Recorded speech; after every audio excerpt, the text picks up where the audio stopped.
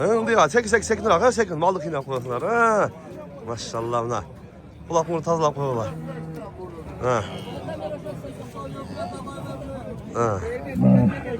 İkinci yolu Özgön'de. Uğraştım uğraştım ben de çıkmayla aytıp uğraştım. Rosalı aşık baş kere bolup kaptır. Ötkönde dağı bir oy. Mal pazara gelip durdu. Dost. Gördün mü? Buna erkek çocuk var. Urgaç durdu. Tek erkek. Urgaç'ı. Urgaç ülken. Urgaç tırpaklı gileye getirip Urgaç tırpaklı olup dur. Bazar gülü olup dur. Ötkönde aytkanday. Nazarı var. Bazar gülü. Urgaç erkek onda bazar bay oldu dele. Urgaç'ı olup bazar gülü oldu. Soda olattı öyle. Kaç ediniz la ka? Bu Alman iken. Aldınız bile. 20'da attım değil mi? Düzelik değil. Maşallah.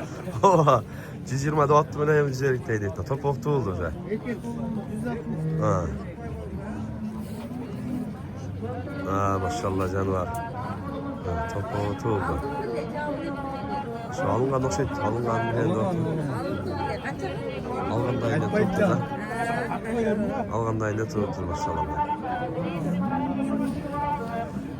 Özler video katıyorsunuz da dükkanda pazar günü olup durdu aşırılayım da. Top oftuydu. Bayağı 20 bin attım ile tuğandan sıra 30 bin top bana hoşuldu. Cicelik mi kamu var devdim. Desem bir de ota tesisçi. Caş. Like'dan basmanız artık onlar. Özgön'de şundayım.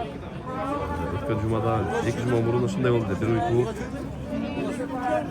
Pazarda tuttu. Hazır emin alıydı abi. Pazarda tuttu inşallah.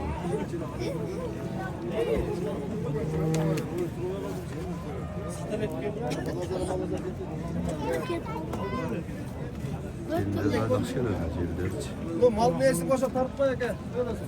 Mal neyse boşa tartma. Mal neyse.